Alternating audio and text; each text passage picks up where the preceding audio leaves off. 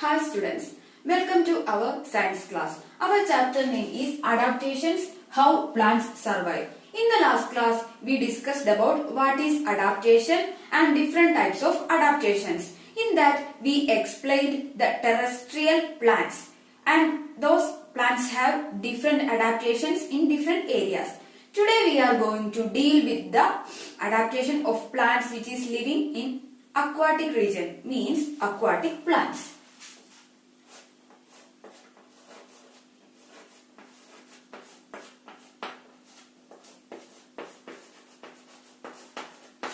Aquatic plants. So what is this aquatic plants? Do you know what is this aquatic plants? We already told that these aquatic plants are the plants which are growing in water, which are growing in water. And I am now going to classify these aquatic plants into three. I am going to classify these aquatic plants into three. The first one is floating plants.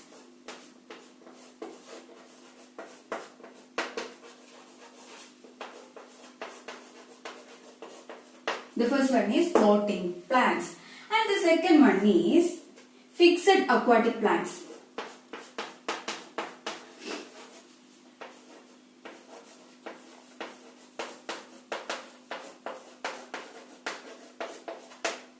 Fixed aquatic plants. And the third one is underwater plants.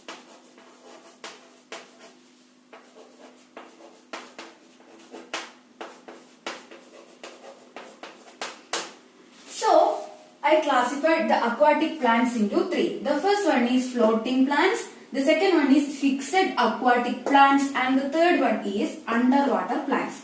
So, now we want to study each type of plants in detail. Now, we are going to discuss about these floating plants.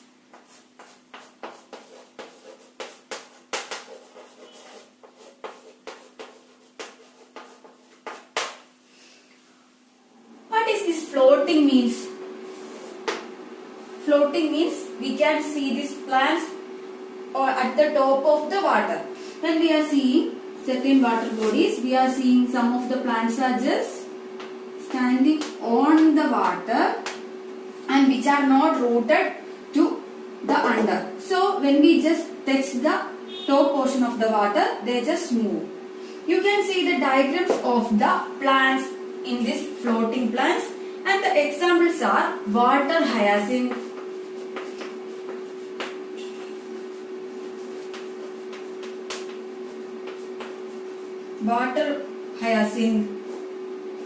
Hestia, duckweed,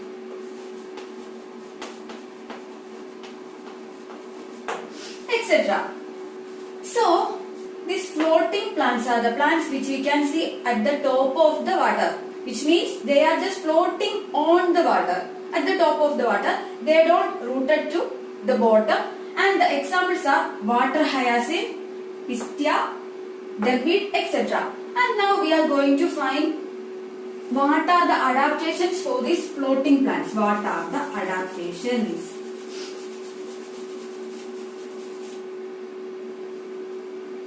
They are very small in size. They are very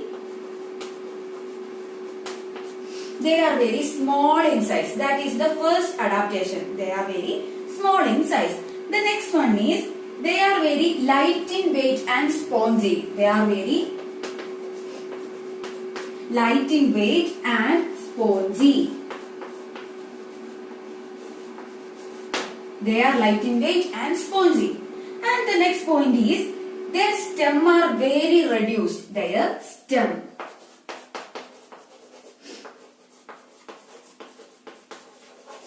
Their stem are very reduced and roots are not well developed. Roots are not well developed.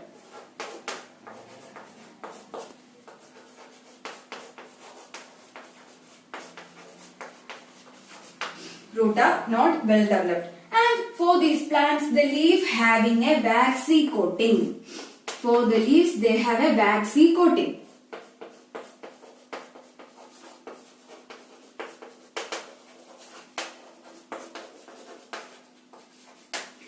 these are the adaptations for the floating plants. The first one is they are very small in size, then they are very light in weight and spongy.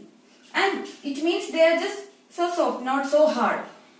And the next point is stem is reduced, means they don't have too much big stems. Their stem is very small. And the next point is their root not well developed, which means their root is very small, it is not much developed and they are just floating on the water. And the final point is they have a waxy coating on the leaves. They have a waxy coating on the leaves.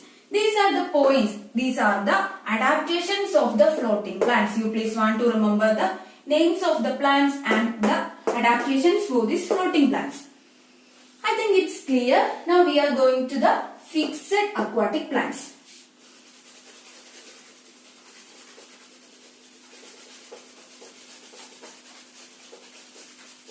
Fixed aquatic plants.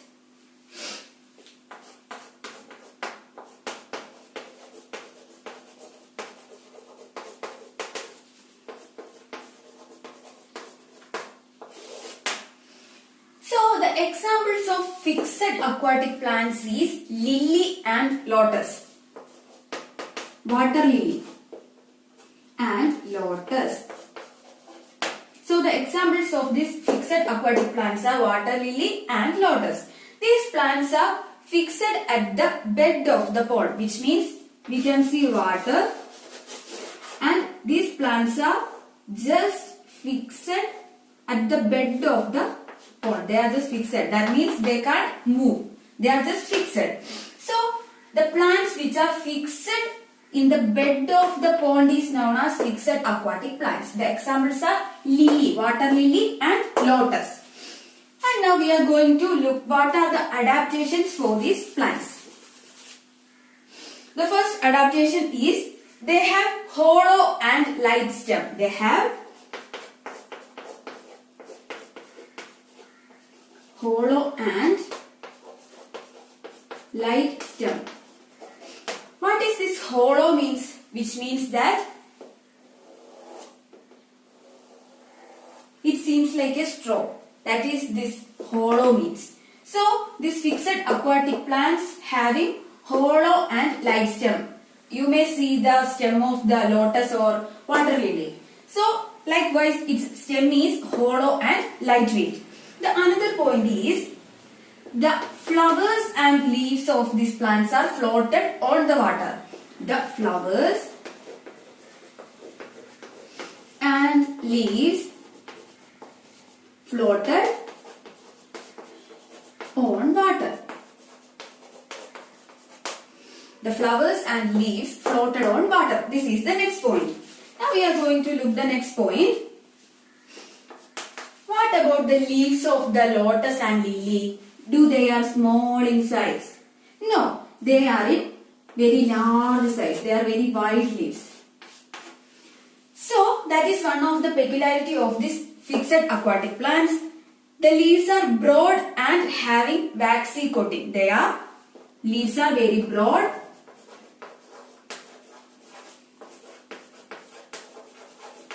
Leaves are very broad and having waxy coating. Leaves are very broad and having waxy coating. Why the waxy coating is given on the leaves? That is because when there is no waxy coating, it will get rotten. That means when we are just putting normal leaves in water for some days, what happens? They get rotted. So for avoid this rotting, these leaves are making the adaptation that they have a waxy coating on these leaves. This is the next point. And what about the next point? They have stomata at the upper side of the leaf. That means they have stomata at the top side of the leaf, not at the downside. They have stomata on the top side, not at the under. So stomata at the top side of leaf.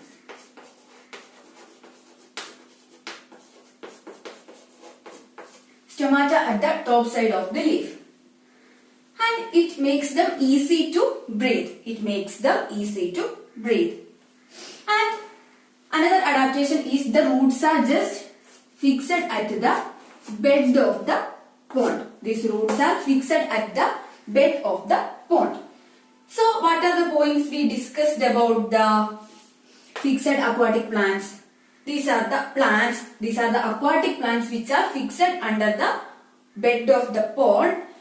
The adaptations are, they have hollow and light stem, their flowers and leaves are float on the water. What is the next point? The leaves are broad and waxy coating is there on the leaves, and the stomata is on the top of the leaf, and they are just fixed under the bed of pond. These are the points about the fixed aquatic plants. And the examples, please want to remember: lily, water lily and lotus. Don't write this lily only. You want to write water lily and lotus. So these are about these fixed aquatic plants. Now we are going to discuss about the underwater plants.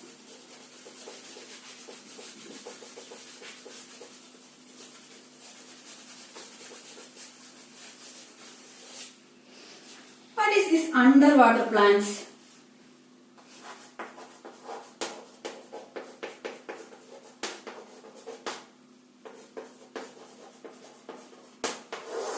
These are the plants which grow and remain underwater. We know some are the plants which are growing and remain underwater. They have no contact with the outer world. They are always underwater. Such plants are called underwater plants. Now we are looking the examples of such plants. They are pondweed,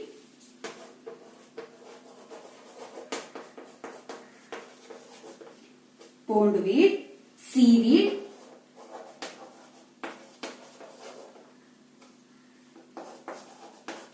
cactus, etc. So the examples of underwater plants are pondweed, seaweed, cactus, etc. These are the examples of underwater plants. And now we are just going about the adaptations of these underwater plants.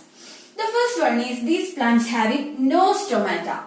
These plants having no stomata. These plants having no stomata. And the next point is the leaves are just made into clusters. Leaves are made into clusters. What is this clusters means? They are just made into a group. Cluster means simply group. So leaves are made in clusters. And the next adaptation is the shape of the leaf is like ribbon, or they are very narrow. Narrow leaves.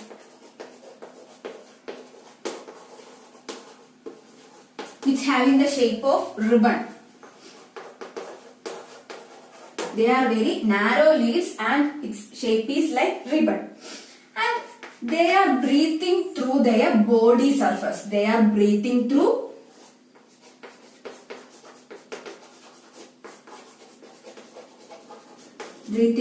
body surface. So these are the adaptations for underwater plants. The first one is they have no stomata. The second one is the leaves are just made into clusters. Clusters means group. And the next one is the narrow leaves. They have very narrow leaves and the shape is like a ribbon. And the next one is they are breathing through their body surface. They are breathing through their body surface. These are the adaptations for the underwater plants. And the other thing is that we are putting these underwater plants in our aquariums. What is the reason for that? Why we are putting underwater plants in the aquariums? The reason is that in the aquariums, we are just putting these underwater plants under the water. We are just putting. That is because in this aquarium we have fishes. We have fishes. And this fish always giving out carbon dioxide. Always giving out carbon dioxide. And they are absorbing oxygen. They are absorbing oxygen. So, they are absorbing the dissolved oxygen in this water and they are just giving out carbon dioxide. So for making this water clean, by reducing the amount of carbon dioxide, these plants are just absorbing the carbon dioxide for their photosynthesis. So we are just putting this underwater plants for making this water clean, for making this water. In your textbook there is a question why we are putting underwater plants in the aquarium. This is the answer. And which are the plants we want to put in the aquarium? It is pondweed, seaweed, tetras, etc. This is the examples of underwater plants. I think this area is clear for you. Now we are going to the next topic, other adaptations. In generally what are the other adaptations which plants making?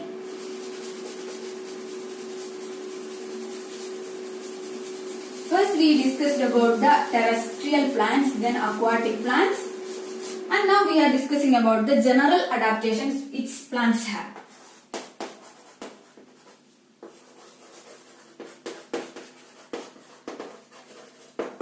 Other adaptations. The first one is some plants have thorns. Some plants have thorns. So which plants having thorns? You are familiar with some plants. Rose plant having thorns. Rose plant having thorns. Why these plants having thorns? It is to protect these plants from animals. So some plants having thorns as their adaptation, and it helps them to protect from animals. That is the first one. The next one is some plants having poison. Some having poison. Which is the plant having poison? Some plants are poisonous plants. So the one is poison ivy.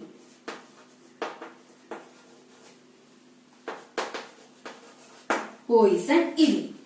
This also makes the animals away from these plants, and when we touch the poison ivy, it starts itching. Itching means it just itching.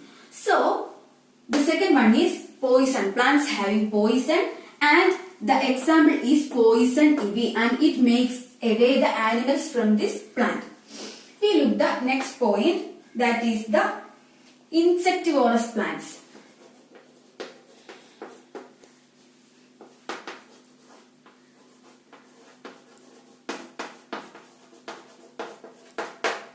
Insectivorous plants. What is this insectivorous plant? In your textbook you can see two diagrams. Please observe that. The one is the Venus flytrap. Venus flytrap. The other is pitcher plant.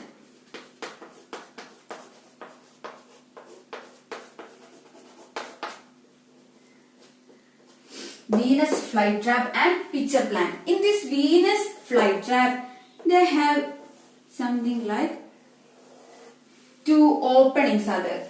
They are just having a mouth-like structure. They have a mouth-like structure, and they are just opening always. And when an insect is just coming to inside, what happens? They just close their leaves, and the insect is trapped inside this structure.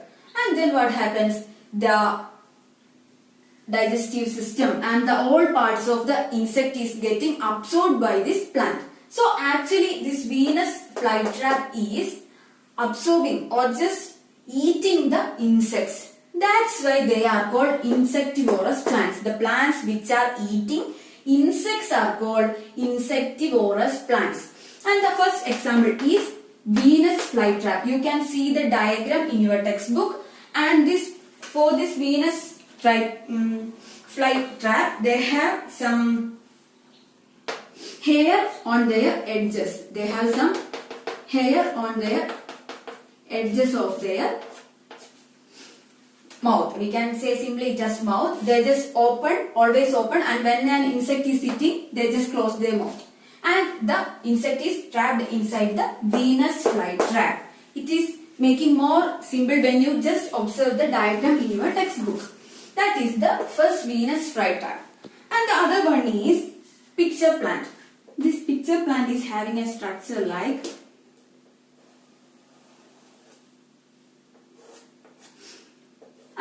it have a lid. And it is open all the time, and when an insect is there, what happens? They just shut down the lid. They just shut down the lid, and then the insect is just trapped inside this picture plant. So this is also a insectivorous plant which is eating the insects. These are about the insectivorous plants. This is actually a adaptation for some plants which is getting their food through insects. They are insectivorous plants. Please want to remember this step.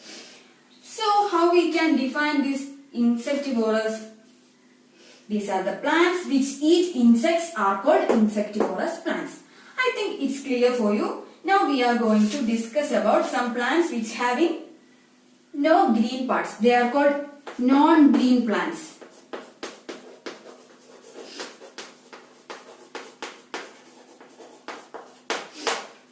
They are non-green plants. These plants don't have green section on their body, and the examples are coral root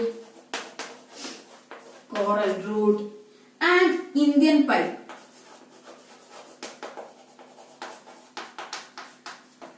Coral root and Indian pipe. These are the two plants which having no green parts, and they are called non-green plants.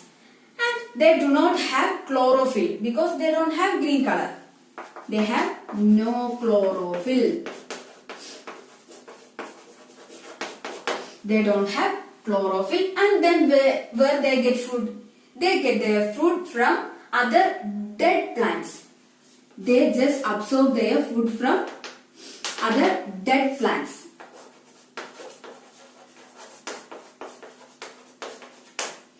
So they are called saprophytic plants. They are called